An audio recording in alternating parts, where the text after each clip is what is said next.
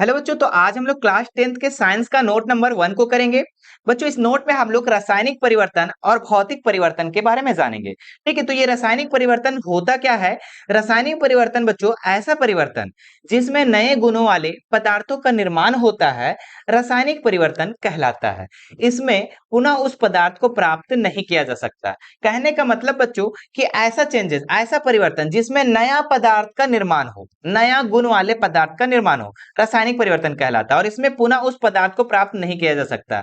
मतलब कि अगर कोई नया पदार्थ बन गया तो वो फिर नया पदार्थ को हम पुराने वाले पदार्थ में हम चेंज नहीं कर सकते हैं। जैसे एग्जांपल है बच्चों, लोहे में जंग लगना। अच्छा बता दो, लोहे में अगर जंग लग गया, ठीक है, जंग लग गया, अब जंग लगा हुआ चीज को हम फिर से लोहा बना सकते हैं?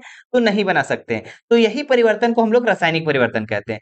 दूध से दही बनना, ठीक है, दूसरा एग्जांपल क्या है? दूध से दही बनना। अगर दही बन गया बच्चों, तो क्या दही से हम फिर से दूध बना सकते हैं? तो नहीं बना सकते हैं। तो इस तरीके का जो परिवर्तन होता है बच्चों, नए गुण वाले पदार्थों का निर्माण होता है, इसी को हम लोग क्या कहते हैं? रासायनिक परिवर्तन कहते हैं। क्लियर है? ठीक है, और भी एग्जांपल है इसका, जैसे कागज का जलना, राख बनना। तो क्या राख को हम फिर कागज बना सकते हैं? तो नहीं बना सकते। तो इस तरीके का जो भी परिवर्तन होता है उसको हम लोग रासायनिक परिवर्तन कहते हैं। आइए जानते हैं ये भौतिक परिवर्तन क्या होता है। भौतिक परिवर्तन, ठीक है, किसी पदार्थ में होने वाला वह परिवर्तन जिसमें केवल उसकी भौतिक अवस्था में परिवर्तन होता है तथा उसके रासायनिक गुण व अवस्था में कोई परिवर्तन नहीं होता, भौतिक परिवर्तन कहलाता है। कहने का मतलब बच्चों कि ऐसा परिवर्तन जिसमें सिर्फ का सिर्फ भौतिक अवस्था में परिवर्तन हो, मतलब कि भौतिक अवस्था में चेंज होता हो, लेकिन उसका रासायनिक गुण व अवस्था में कोई परिवर्तन नहीं होता है, उसको भौतिक परिवर्तन कहते हैं।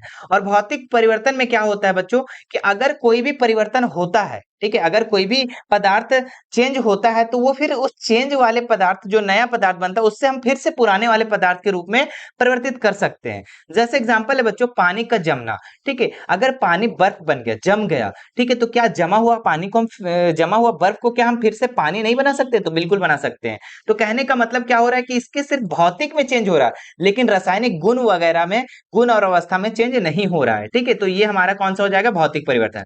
अच्छा, दूसरा एग्जांपल है मोम का पिघलना।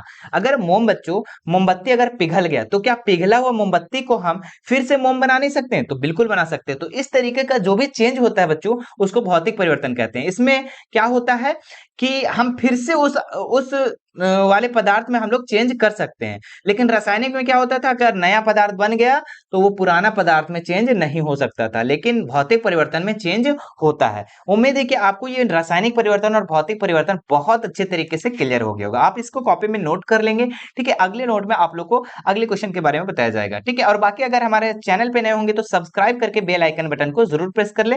बाकी मिलते हैं नेक्स्ट वीडियो में। Thank you so much.